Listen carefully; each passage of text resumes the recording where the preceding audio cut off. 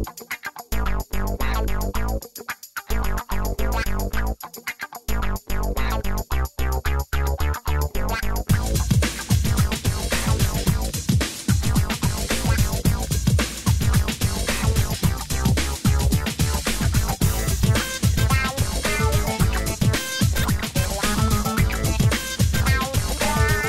I'm Dr. John Turk Logan, and the name Turk came from my grandmother when I was born, George. She said, he looks like a little turkey. And I was born on Thanksgiving Day, November 23rd, 1948. So the name Turk kind of stuck with me as a nickname, but it's actually John Charles Logan, Jr. When I started in radio in 1971, I was kind of thrust into the studio, and Clay Collins, the program director at the time, said, well, what name are you going to use? And I thought that John would be a little bit boring, the John Logan Show, so I just used my nickname, Turk Logan, and it stuck for the last 44 years. So Turk, how did you become aware of the Funk Center? Well, my story goes all the way back to where I was 4 years old, George. And every Saturday morning, my mother would get up and run the vacuum cleaner on the tapestry carpet. We lived on a little street called Com Street right off of Germantown. And I would listen to that vacuum cleaner. I would turn the sound down on the TV and listen and travel. I wouldn't go to sleep, but I would travel. They call it white noise today, and they use it for therapeutic measures. And I would travel to concerts and DJs, and I guess a lot of that had to do with American Bandstand. And as the years went on, I kept it in my head and had the opportunity to start working at WDAO in 1971 based on what I had in my head when I was 4 years old. I changed my career when I was about 7 because I wanted to be an astronaut. And I wrote Eisenhower a letter because Russia had just sent Sputnik up.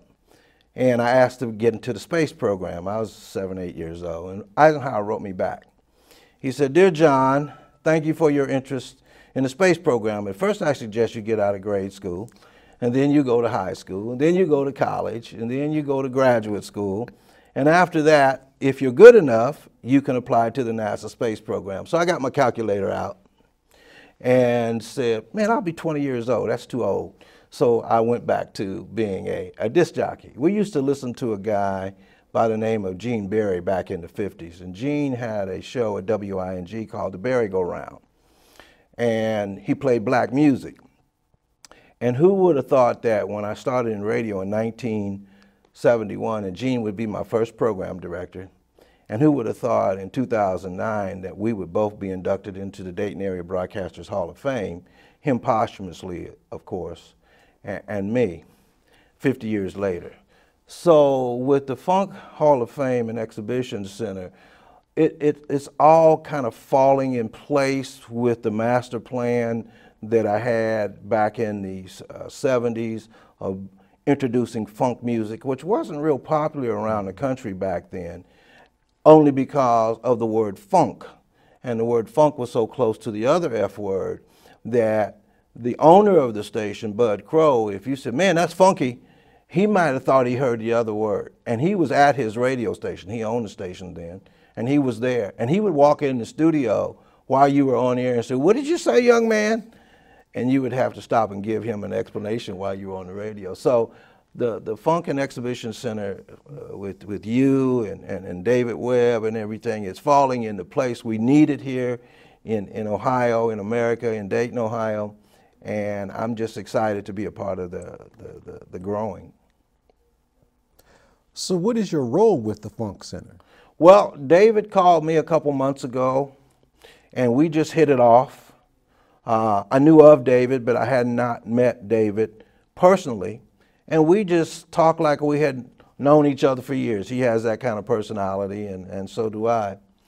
And he asked me to become a board member and a volunteer for the organization, which I'm happy to do because, like I said, it fits in what I've been doing with my plan in the music business. This is my 44th year in broadcasting this month, and it fits exactly with what I had planned. And there's some other people involved, like yourself and David and other people, Stephanie and Marcia and other people involved in this organization to help it grow. Now, with that said, how will you use your position and skills to help the Funk Center achieve its goals? Well, I have a lot of contacts, obviously. I know a lot of people in the industry. I own a radio station, WTRK. That was one of my goals and one of my lifetime ambitions, is to own my own radio station. I put WTRK on the radio in 2010. We are now 5 years old. We have 33,000 listeners. We have listeners worldwide. It's an internet radio station and it's global. So I'll use that radio station to promote the Funk Museum and Exhibition Center, to let people know what's going on, things that we're doing. The same type of interview that you and I'll do on my radio station with other people, including David.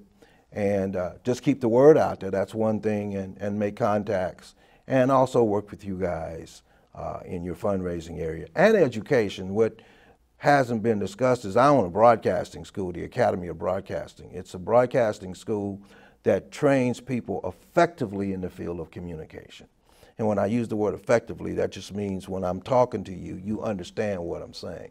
So there's going to be an education component in the organization, I'm told.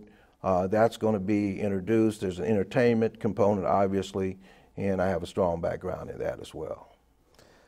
Will you use social media to increase awareness also? Well, you know, the internet is social media. My radio station is social media. I own 4 Facebook pages, and I utilize them for my business. I created a cyber mall, and that's a mall that's on the internet, and I use them to promote the different businesses that I run.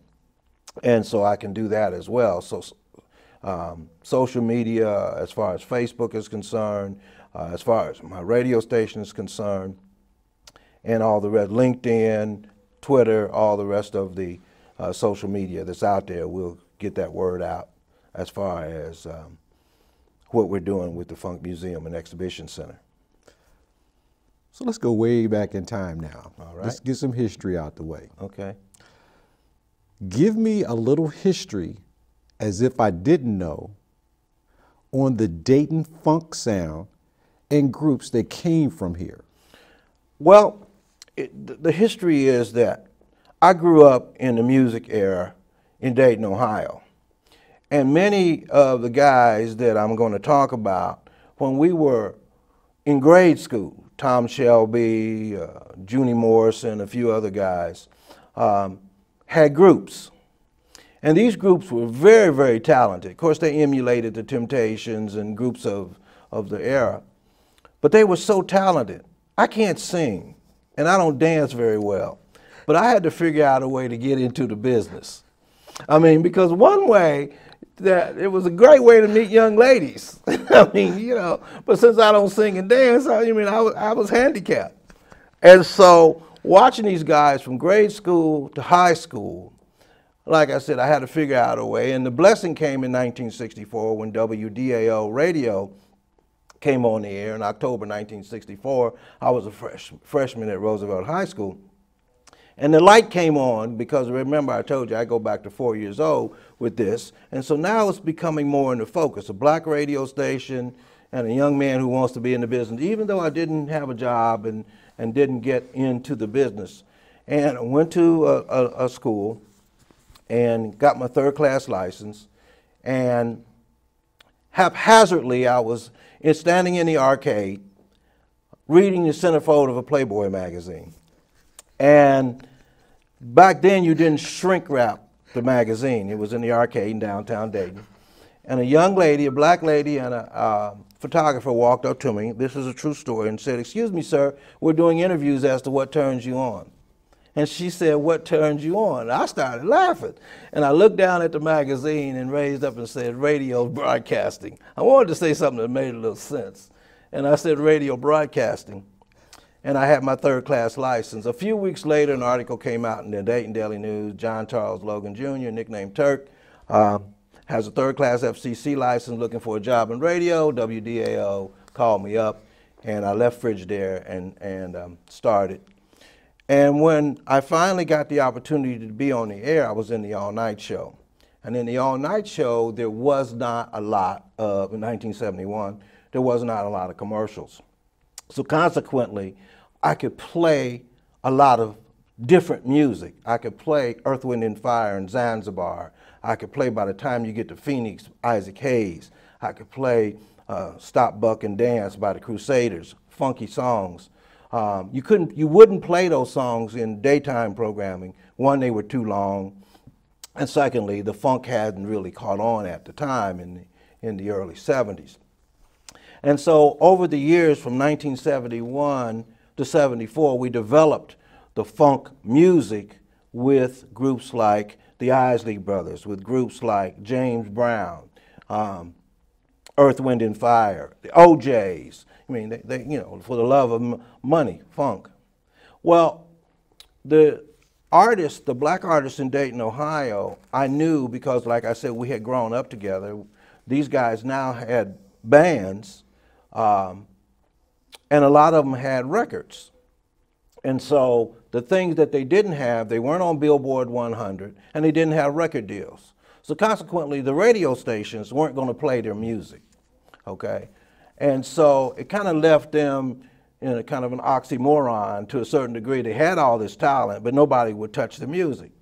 And so I sit down with management, Bud Crow, who owned the radio station, Joe Whalen, who was the general manager, and John Jay, who was the station manager, said, "Look, we have an opportunity to serve the community. That's what radio stations are licensed for in the community, to serve the community.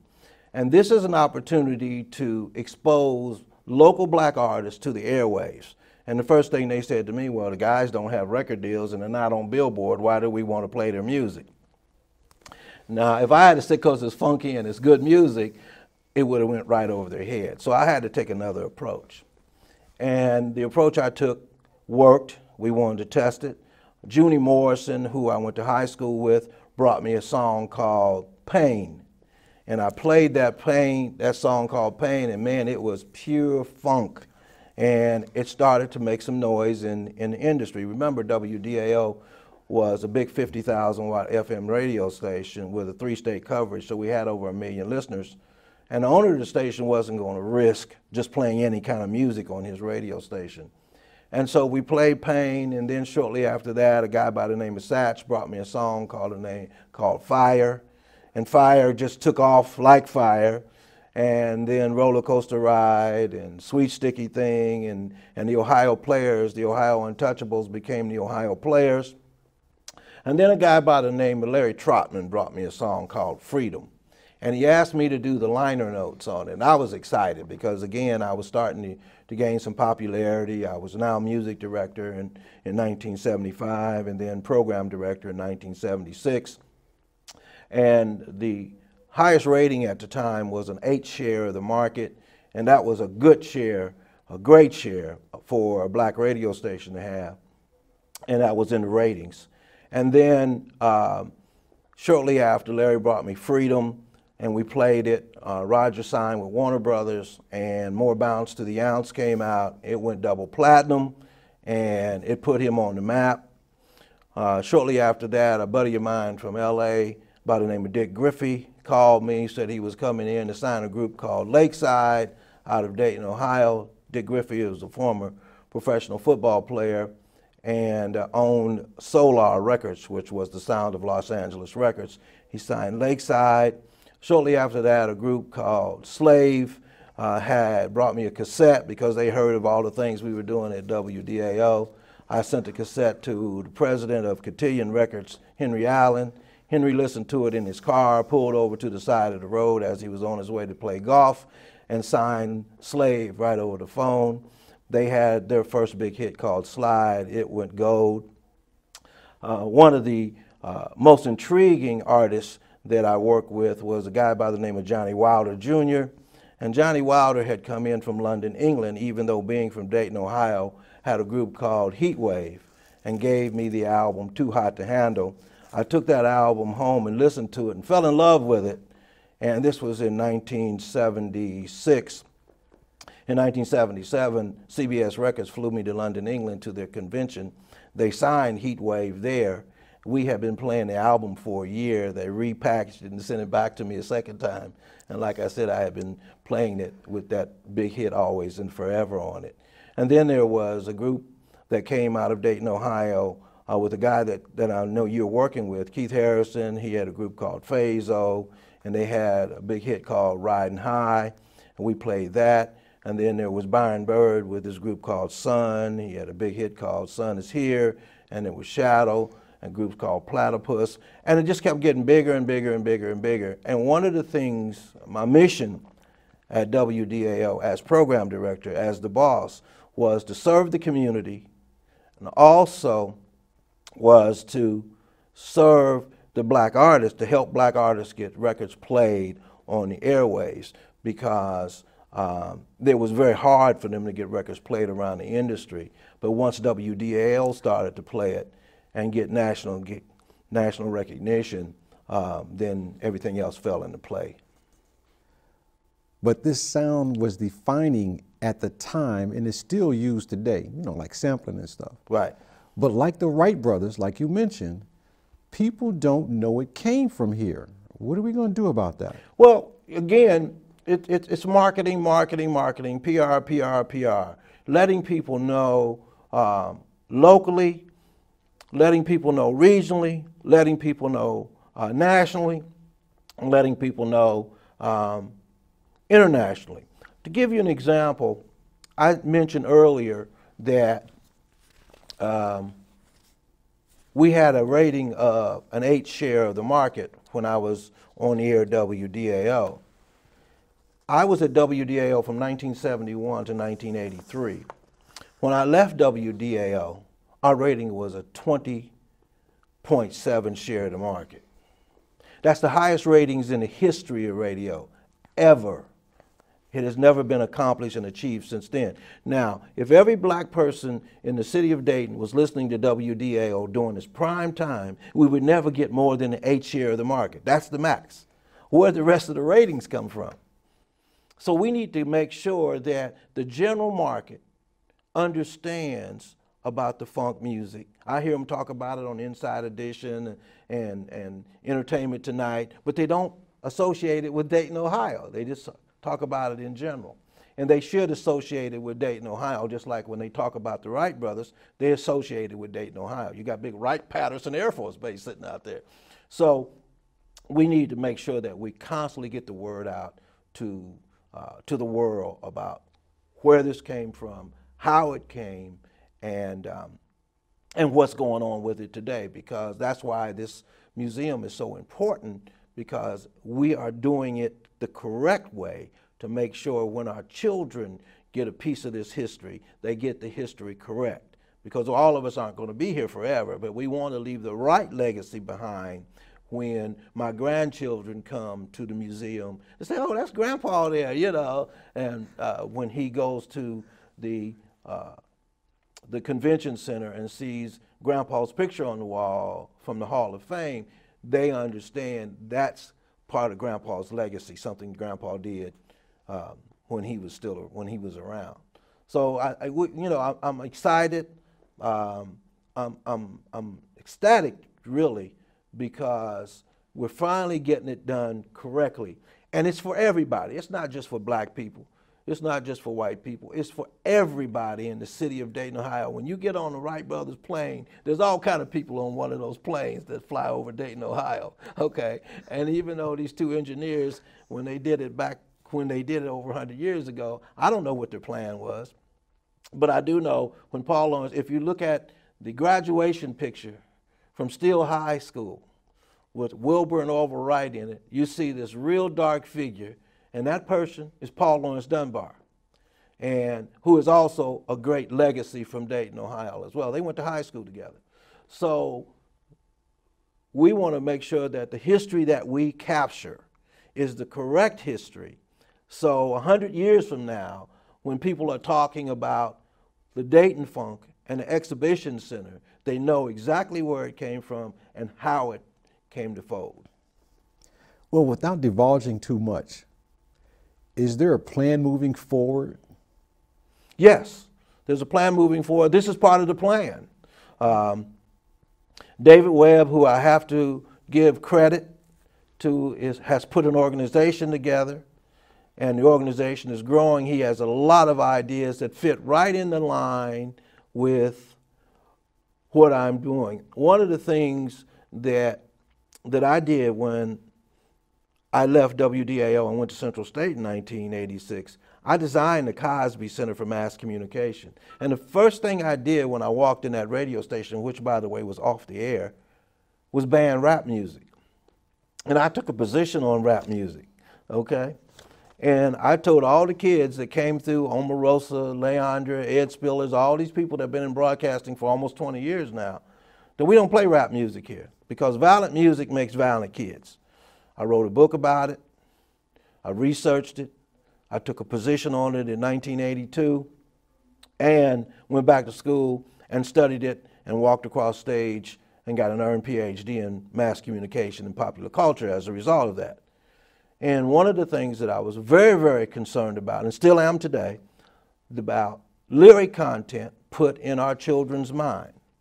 And I tell children, I'll take a 15-year-old and I say, I'm going to say you a song. I'm not going to sing it because, like I said, I don't sing. I'm going to say you a song. And the song is, I've got sunshine on a cloudy day. And the person will stop and think of me, so that's the Temptations, My Girl, Dr. Logan. And I'm like, correct. I said, but you know nothing about that song. That song was recorded 40 years before you were born. I said, but every lyric that you've ever heard in rap music, even violent music, talking about blatant sex, drugs, and profanity, is in your subconscious. And it's always going to be there. It's never going to leave. You just proved it to me when you said you listen to My Girl. So consequently, all of the things we're doing is falling in line with what I've been doing for all my broadcast career. Absolutely amazing. So after all is said and done, and people come from miles around to Dayton, Ohio, what kind of experience do you want them to walk away with when they go home? I want them to walk away in awe, because there's so many things that the artists have, the paraphernalia. Like I said, when I left WDAO, I left with 52 gold and platinum records. I had to call the record company and ask them to stop putting my name on them because they were intimidating my jocks. When David came down to my house the other day, he saw some of the gold and platinum records on the wall from back in the day. And it's not just the Dayton groups, it's the OJs, it's Earth, Wind and Fire, it's Harold Melvin and the Blue Notes, it's the Ohio Players, it's Roger, you know, and it goes on and on. And there's also a group that came out of Dayton, Ohio that I did mention called Dayton, D-A-Y-T-O-N. They had a big hit called The Sound of Music. They had another big hit called Hot Fun in the Summertime, a remake of Sly and the Family Stone. And Sean Sandridge, who was the group leader at the time, was just magnificent. Central State graduate, multi-talented guy, and just did magic in the studio. And so I want them to be able to take that away with them when they come in, because the history that they will be taught comes from the 60s, the 70s, the 80s, the 90s, into 2000, and on into the future as we are today. Give me your fondest memory of back in the day, in the infancy of funk music. Well, yeah, I'm glad you asked that. I was on the air at WDAO and I received a call from James Brown. And James Brown asked me, did I have his latest song? And if you know anything about James Brown, all of James Brown's music was funky. And so I said, no, sir, Mr. Brown, and you never addressed him as James Brown. You always addressed him as Mr. Brown. I said, no, sir, Mr. Brown, I don't have your song. But all you do is put it in the mail, and, you know, James' music was basically automatic. And he said, what time do you get off the air? I said, get off at 5 o'clock. He said, meet me at the airport. So I rounded my little friend up, little girlfriend at the time, another couple, and we drive out to the airport. We're supposed to meet James Brown at 7:30. 8 o'clock comes, 8:30, no James Brown. And then it dawns on me that James Brown has his own Learjet. So I'm in the wrong place. So we jump back in the car and drive around to Dayton International private side. And I asked the guy in the tower, do you have a James Brown coming in from LaGuardia? And he says no. So my friends say, okay, Turk, you pull one over on us. So now it's about 9:30. They're getting a little tired. We go back home. The couple goes on their way. My friend goes upstairs and she rolls her hair up and she's in for the night. About 10 o'clock, I get a call. Turk, where are you? We're here at the airport. I jump back up, put my clothes on, get back in the car, drive back to the airport, to the private side, and here's this beautiful Learjet sitting out there. It's about 11 o'clock at night, and it says JB on the side, big bold letters. He said, come on, let's go. And I'm like, where are we going? He said, don't worry about it. It cost me $4,000 or $5,000 to put this plane in the air. So myself, James Brown, and 2 Arab pilots. And I said to Mr. Brown, I said, Mr. Brown, I know you're into this black thing. He said, don't even say it. I ain't found no brothers to fly this plane yet. This plane cost me $4 million. Yeah. And so I said, all right, I don't know where we went, but I do know we went someplace. When I came back, staggered off the daggone plane, he gave me a song, and the name of that song was Say It Loud, I'm Black and I'm Proud. You know, the black national anthem at the time. And that was one of my fondest memories. And like I said, CBS Records, there's a thing in radio today called payola, plugola, and sexola. And all 3 of them can come at you at the same time, especially when you're in a position as music director or program director of a big radio station. And so we had to be very cautious to keep your career together, of not taking any money from any of the artists. I mean, Junie would come down in a Rolls Royce, and we'd go down to the Playboy Club in Cincinnati, and Satch had that Excalibur, and he'd come and pick me up. So management was just like, what is Turk doing? Wasn't doing anything. These guys were just friends of mine. We had known each other for years before even radio, and it was, you know, they were happy that I was playing their records, but they couldn't give me anything. But CBS Records called me in July of 1977, invited me to go to London, England, to their record convention. So I went back and asked the general manager if it was okay, and he said, well, what about payola? I said, well, CBS says that the attorneys have worked everything out, and you're not going to have to worry about that. So I went to Chicago to get my passport. Phil Donahue was in Chicago at the time. This was before Oprah Winfrey. And visit Phil's show, because I had some friends that worked at Channel 2.